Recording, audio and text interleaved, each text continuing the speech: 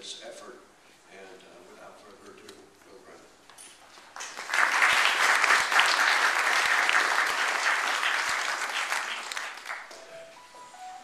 Governor Malloy, Commissioner Smith, distinguished legislators and government officials, and most important, on behalf of the citizens of Wilton and all the organizations who supported Wilton Commons and made this groundbreaking event possible, welcome again to this memorable day.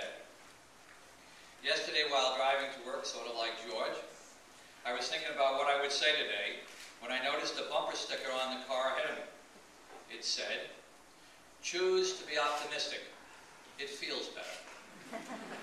Well, for many years, Wilton has remained optimistic about Wilton Commons because our citizens have always known it was the right thing to do. Most would agree that there is a critical need for affordable housing. However, in towns like Wilton, it is not so easy to accomplish due to the high property values. The town and its citizens recognize that making 4 acres of land available to the Wilton Commons Group for an affordable senior housing community had the potential to make this project feasible. Unfortunately, it has taken too long to finally come together, as there is an unfilled need for affordable housing for seniors in Fairfield County and other Connecticut communities similar to Wilton. And it is not just the urban centers that need state funding assistance. So while it took many years for this project to close, hopefully Wilton will serve as a model for the state and to other communities. Utilizing a public-private partnership approach, the town of Wilton and its generous citizens and numerous organizations partnered with the visionary Wilton Commons Group, the Mutual Housing Association, and various government agencies to make the dream of an affordable senior living community in Wilton a reality. Thank you again to every citizen and organization that contributed to this exciting project. Thank you to George Chaccio and Buck Griswold and the indomitable Wilton Commons team who never gave up. Thank you, Governor Malloy and all the state agencies who stayed positive on Wilton and, after funding disappointments, always encourage us to keep trying. Patience and persistence has paid off. When this facility is built, we can all be proud that we work together to create a very needed, affordable housing community for our seniors. It was clearly the right thing to do. Thank you very much.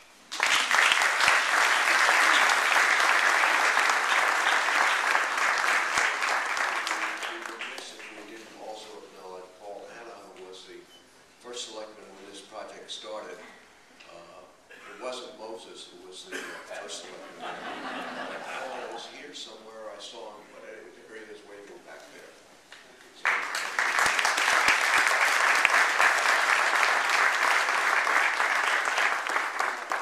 we were supposed to have 3 other speakers, but they're in session up in Hartford.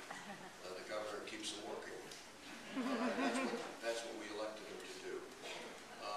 I'm going to read their very short statements as long as my voice holds out, and then if I fail, I have a stand-in. This is from John Hetherington.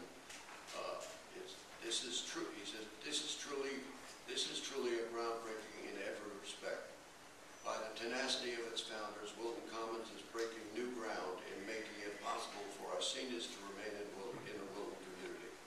I am delighted to salute George Chaccio for his unfailing leadership, as well as Buck Griswold and members of the board for their essential contributions in bringing this project to a reality we celebrate today. All of us who are privileged to represent Wilton and Hartford are extremely proud of what has been achieved in launching Wilton Commons. The next one is from Tony Boucher, our state senator. Aristotle has been quoted as saying that you can judge a nation by the way it treats its most vulnerable citizens. There is one person who takes that to heart and to new heights, George Chaccio. He was the person who proposed, organized, and advocated for Wilton Commons affordable congregate housing for our area's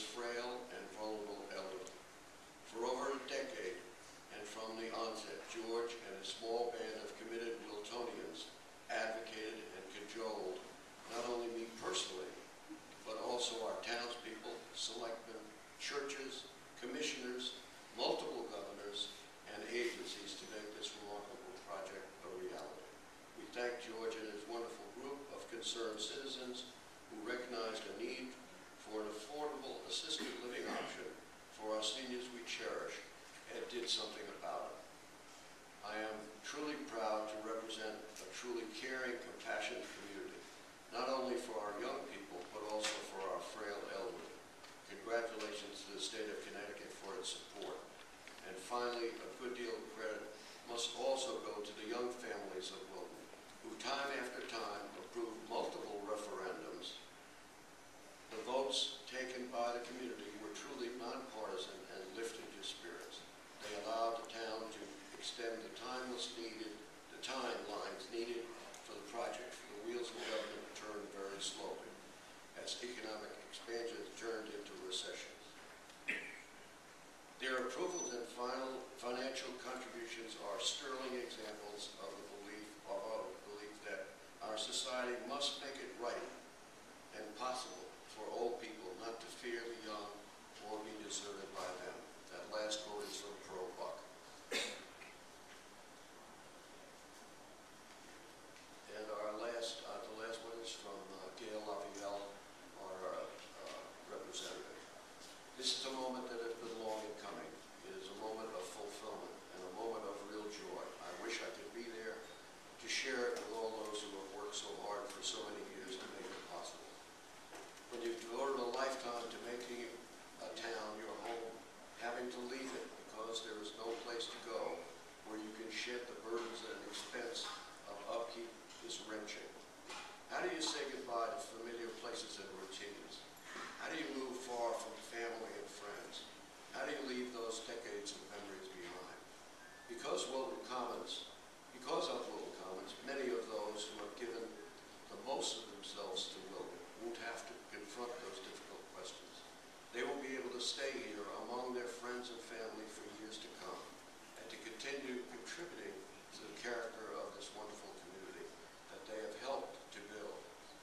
This is no mean achievement. As Wiltonians, we